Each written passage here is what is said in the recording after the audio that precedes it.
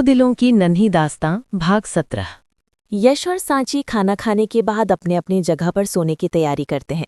तभी यश को कुछ याद आता है। वो कबर्ड से एक बॉक्स निकालकर सांची की ओर बढ़ जाता है। सांची सोफे को ठीक से कर रही थी कि तभी यश उसके पीछे आकर खड़ा हो जाता है और उससे कहता है, सुनो। सांची उसकी आवाज़ सुनकर जल्दी से उसकी तरफ मुड़ती है। यश को अपने इतने नज़दीक देखकर वो हड़बड़ाकर बोली, जी कुछ चाहिए? नहीं, वो एक्चुअली मैं तुम्हारे लिए ये लेकर आया था। इतना कहकर यश उसकी ओर वो बॉक्स बढ़ाता है। सांची उस बॉक्स की ओर देखकर उससे बोली, ये क्या है? मैंने सोचा कि तुम्हारे लिए एक फ़ोन ले लूं। अब तुम तो कभी कहोगी नहीं, इसलिए मैं खुद ही ले आया, यश बोला। उसकी बात सुनकर सांची हैरानी से बोली, आप ये फ़ोन हमारे लिए लेकर आए हैं? क्यों? क्यों? ये कैसा सवाल है? इंसान फ़ोन क्यों रखता है? ताकि वो कहीं भी कभी भी किसी से भी बात कर सके। अब आज की ही बात ले लो। मुझे तुमसे बात करनी थी लेकिन तुम्हारे पास तो फ़ोन ही नहीं था। अब मैं तुमसे बात करने के लिए घर पर फ़ोन करता, फ़ोन कोई दूसरा उठाता, इन सब में कितना टाइम वेस्ट होता। इसलिए मैं तुम्हारे लिए फ़ोन लेकर आया, क्योंकि तुमसे डायरेक्ट बात कर सकूं। वो इतना कहकर सांची की ओर देखता है जो उसकी बात सुनकर उसी की ओर देख रही थी। तभी यश अपने बातों का सफाई देते हुए आगे बोला, बस मैं नहीं, तुम भी कभी भी किसी से भी बात कर सकती हो। वो कुछ नहीं कहती है, बस उसे एकटक देखती रहती है। उसे कुछ ना बोलते देख यश उसकी आंखों के सामने अपना हाथ हिलाते हुए बोला, ओ हेलो, कहाँ खोई हो? तभी सांची होश में आते हुए धीरे से बोली, कुछ नहीं, हम तो बस ऐसे ही। अच्छा, अब ये फ़ोन रख लो और सो जाओ, बहुत थक गया हूँ, मैं भी सोने जा रहा। वो इतना कहकर उसके हाथ में डब्बा थमाकर बेड पर जाकर लेट जाता है और लाइट्स ऑफ कर देता है। सांची उसकी ओर देखती है, फिर उस डिब्बे की ओर देखकर उसे खोलती है। उसमें से एक महंगा फ़ोन निकलता है। इतना महंगा फ़ोन देखकर सांची यश की ओर देखती है और मन में कहती है, आज तक हमें कभी भी किसी ने कोई तोहफा नहीं दिया और आपने हमें इतना महंगा तोहफा दे दिया। आप हमसे प्यार नहीं करते हैं और ना ही हमें अपनी पत्नी मानते हैं, फिर भी आप हमारे लिए इतना कुछ करते हैं और बदले में हमसे कुछ चाहते भी नहीं। हम खुद को बदनसीब मानते थे। हमें लगता था कि ठाकुर जी ने हमारी ज़िंदगी में खुशियाँ लिखना ही भूल गए हैं, लेकिन आपकी पत्नी बनकर हम खुद को बहुत सौभाग्यशाली मानने लगे हैं। तो क्या हुआ, आप हमसे प्यार नहीं करते? हम तो आपसे प्यार करते हैं। आप हमारे साथ हैं, इतना ही बहुत है हमारे लिए, और कुछ नहीं चाहिए हमें आपसे। वो फ़ोन को वापस डब्बे में डालकर टेबल पर रखकर सो जाती है। विनोद जी अपने सामने खड़े शख्स को देखकर हैरान थे। मानव? वो हैरानी से बोले। तभी मानव विनोद जी की ओर देखकर मुस्कुराते हुए उनके पांव छूकर बोला, कैसे हैं आप बाबा? विनोद जी को तो मानो खुद की आंखों पर विश्वास ही नहीं हो रहा था। जिस बेटे को मरा हुआ समझकर उसकी फोटो में हार चढ़ाया था, आज वही बेटा उसके सामने आकर खड़ा था। मानव, तो जिंदा है? लेकिन तू तो... विनोद जी कहते कहते चुप हो जाते हैं। तभी मानव विनोद जी को देखकर धीरे से बोला, बाबा, मैं आपको सब समझाता हूँ, पर पहले मुझे अंदर आने दीजिए। इतना कहकर वो घर के अंदर चला आता है। तभी पुष्पा जी भी कमरे से बाहर आते हुए बोली, अजी, कौन है? कहते कहते वो रुक जाती हैं और मानव की ओर देखकर चौंक जाती हैं। वहीं मानव अपनी माँ को इतने दिनों बाद देखकर उसके पास जाते हुए बोला, माँ, कैसी है तू? इतने सालों बाद तुझे देख रहा हूँ, अपने बेटे को गले से नहीं लगाएगी? पुष्पा जी की आंखें आंसुओं से भरी थी। वो धीरे धीरे उसकी ओर अपना हाथ बढ़ाती हैं। मानव उसके हाथ को पकड़ लेता है। ये देखकर पुष्पा जी रोते हुए बोली, बेटा, मेरा बेटा जिंदा है। तो कहाँ चला गया था बेटा? अपनी बूढ़ी माँ को छोड़कर कहाँ चला गया था? सबने बोला तू मर चुका है। मैं तुझे याद करके रोज रोती थी और ठाकुर जी से शिकायत करती थी कि क्यों मेरे जवान बेटे को मुझसे छीन लिया। बेटा, तू हमें छोड़कर फिर कभी नहीं जाएगा ना? नहीं माँ, अब मैं यहीं रहूंगा तेरे साथ, तुझे फिर कभी छोड़कर नहीं जाऊंगा, वो पुष्पा जी को गले लगाते हुए बोला। मानव, अगर तू जिंदा था तो तू वापस क्यों नहीं आया और तूने अपने मरने की खबर क्यों दी हम सबको? विनोद जी हल्के गुस्से से बोले। ये सुनकर पुष्पा जी भी उससे अलग होते हुए बोली, हाँ बेटा, वहां से हमें तेरे मरने की खबर मिली थी। तू इतने सालों से कहाँ था मन्नू? माँ, बाबा, मैं आप सबके सवालों का जवाब दूंगा, सारी सच्चाई बताऊंगा, लेकिन सबके सामने। आप जाइए, सांची को बुला कर आइए, वो बोला। उसकी बात सुनकर विनोद जी और पुष्पा जी एक दूसरे को देखते हैं। मानव उन दोनों को चुपचाप खड़ा देखकर बोला, क्या हुआ? माँ, सांची को बुला लाओ। इतने साल उसे मेरे कारण अकेलेपन में गुजारना पड़ा। उसका पूरा हक है पूरी सच्चाई जानने का। तभी पुष्पा जी अपने आंसू पोंछकर धीरे से बोली, वो बेटा, सांची यहाँ नहीं है। यहाँ नहीं है मतलब? अच्छा, वो अपनी माँ के घर गई होगी, है ना? मानव पुष्पा जी की ओर देखकर बोला, नहीं, सांची की माँ को गुजरे सालों बीत गए हैं। वो तो यहाँ 6 सालों से तेरी विधवा बने सारे अत्याचार सह रही थी। मानव विनोद जी की बात सुनकर हैरानी से उनकी ओर देखने लगता है। वो धीरे से विनोद जी की ओर देखकर बोला, कहाँ है वो? अपने घर। सांची की शादी हो चुकी है। विनोद जी की बात सुनकर मानव हैरानी से उनकी ओर देखने लगता है। वो खुद से बोला, नहीं, ऐसा नहीं हो सकता है। सांची की शादी? ये नहीं हो सकता बाबा, ऐसा नहीं हो सकता। सांची मेरी बीवी है, उसकी शादी नहीं हो सकती है। अचानक से सांची की नींद खुल जाती है। वो घबराकर उठते हुए बैठ जाती है। वो जल्दी से उठकर एक ही सांस में पूरा पानी पी लेती है। वो खुद से बोली, ये कैसी बेचैनी है? इतना अजीब क्यों लग रहा है? कहीं कुछ गलत? हे ठाकुर जी, प्लीज सब ठीक करना। अब कुछ भी गलत मत होने देना। वो एक नज़र यश की ओर देखती है। यश की ओर देखकर उसे थोड़ा सुकून महसूस होता है। वो सोफे पर जाकर लेट जाती है। यश की ओर देखते देखते उसकी आंखें लग जाती हैं। सवेरे यश ऑफिस जाने के लिए रेडी हो रहा था। वो मिरर के सामने खड़ा होकर अपनी टाई बांध रहा था कि तभी सांची उसकी कॉफ़ी लेकर कमरे में आती है। वो टेबल पर कॉफ़ी रखकर यश की ओर देखकर धीरे से बोली, आपकी कॉफ़ी।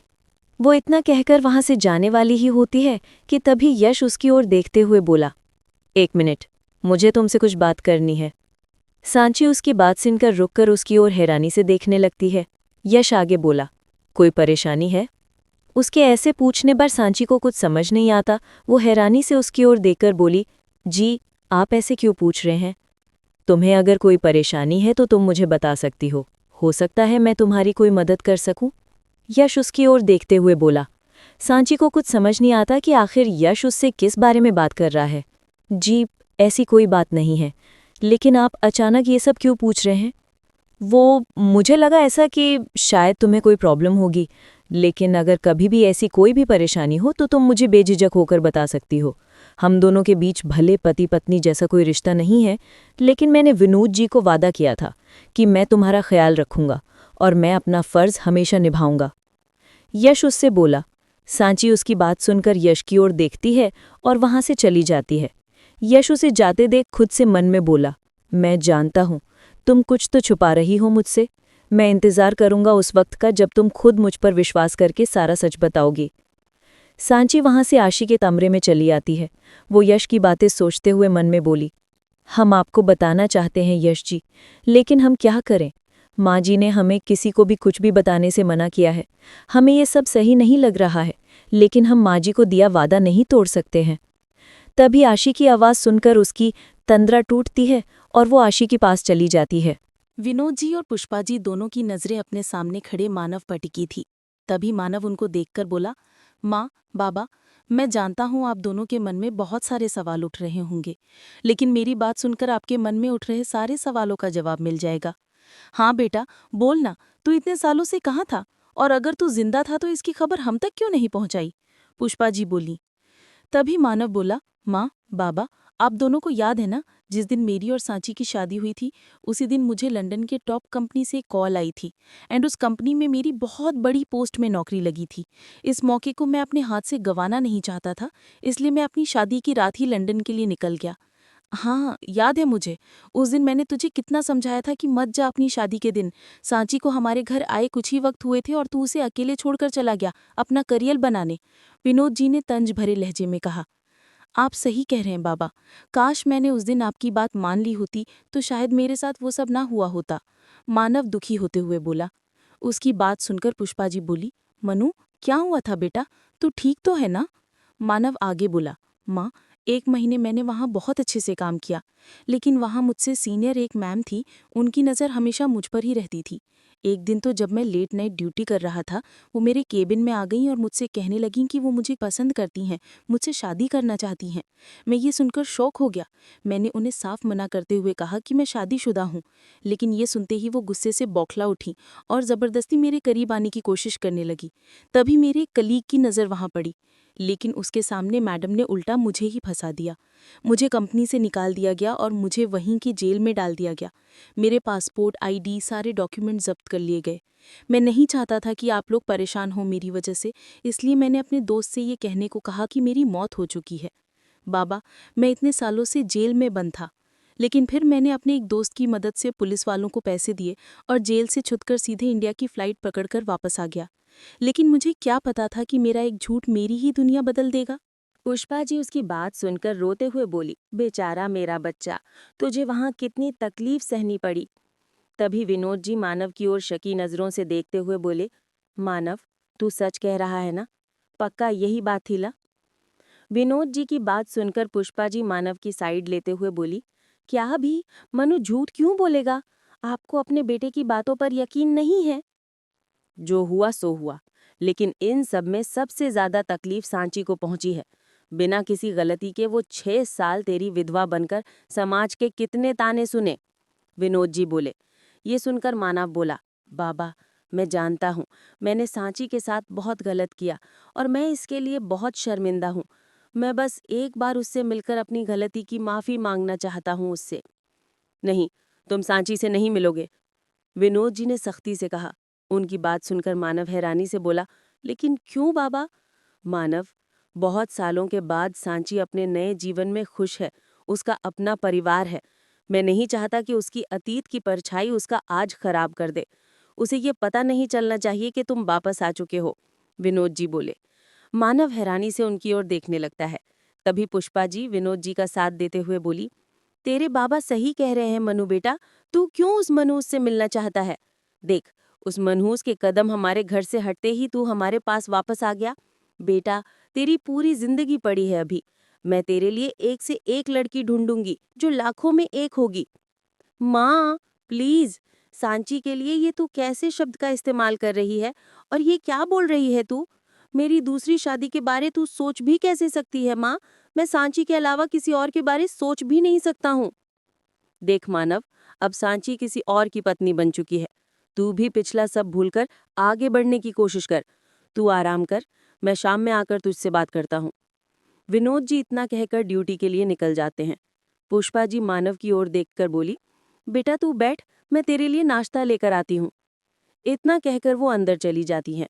मानव उनके जाते ही मन में बोला, सॉरी बाबा, लेकिन सांची मेरी बीवी है और उससे मिलने से मुझे कोई भी नहीं रोक सकता। कोई भी नहीं, मतलब कोई भी नहीं।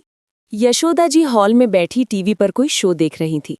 तभी सांची वहां आते हुए बोली, माँ, हम पास वाले मंदिर हुए? यशोदा जी सांची की ओर देखकर बोली, हाँ जरूर बेटा, तुम अकेली क्यों, मैं भी तुम्हारे साथ मंदिर चलती हूँ। लौटते समय आशी को भी स्कूल से पिक कर लेंगे। ये सुनकर सांची बोली, जी, मैं अभी आरती की थाली लेकर आती हूँ। इतना कहकर सांची वहां से चली जाती है। कुछ देर में दोनों मंदिर जाने के लिए निकल जाते हैं। यश अपने केबिन में बैठा किसी गहरी सोच में खोया था। तभी इशिका उसके सामने चुटकी बजाती है, जिससे यश की तुंद्रा टूटती है। वो इशिका को सामने देखकर बोला, तू कब आई? तू मेरी छोड़ और अपनी बता, तू ठीक है? इतनी देर से आवाज दे रही हूं लेकिन तू पता नहीं किस सोच में डूबा है।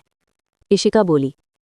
उसकी बात सुनकर यश बोला, ऐसी कोई बात नहीं है, तू बता, कुछ काम था? अरे हाँ, मैं तुझे ये फाइल देने आई थी। मैंने सारी डिटेल्स चेक कर ली हैं, तू भी एक बार रीचेक कर ले, फिर आगे के प्रोसेस करेंगे। वो उसकी तरफ एक फाइल बढ़ाते हुए बोली। उसकी बात सुनकर यश उससे फाइल लेकर बोला, ओके, मैं कर लूंगा। इशिका वहां से जाने लगती है। वो दरवाजे तक पहुंचती है और रुककर यश की ओर मुड़कर देखते हुए मन में बोली, कोई तो बात जरूर है, लेकिन क्या? पता लगाना पड़ेगा। यश इशिका के जाने के बाद खुद से बोला, ये क्या हो रहा है मुझे? मैं सांची के बारे में इतना क्यों सोच रहा हूं? अगर उसे कोई परेशानी होगी तो वो बता देगी, मुझे इतना फर्क क्यों पड़ रहा है? वो अपना ध्यान काम में लगाने की कोशिश करता है, लेकिन रह रहकर उसे सांची का ही ख्याल आता है। वो अपना सर झटकता है और वापस काम में बिजी हो जाता है। सांची और यशोदा जी मंदिर की सीढ़ियां चढ़कर ऊपर जाती हैं। वो दोनों अंदर आती हैं। तभी पंडित जी यशोदा जी को देखकर मुस्कुराकर बोले, अरे यशोदा जी, आइए। तभी यशोदा जी पंडित जी से बोली, नमस्ते पंडित जी। ये सांची की ओर इशारा करके, मेरी बहू है सांची। सांची पंडित जी को नमस्ते करती है। वो पंडित जी को पूजा की थाल देती है। पंडित जी पूजा की थाल ले जाकर ठाकुर जी की पूजा करते हैं। सांची और यशोदा जी अपनी आंखें बंद करके हाथ जोड़ लेते हैं। सांची मन में बोली, हे ठाकुर जी, पता नहीं क्यों हमारा मन इतना बेचैन हो उठा है। सब ठीक है, फिर भी हमारा मन शांत नहीं हो पा रहा है।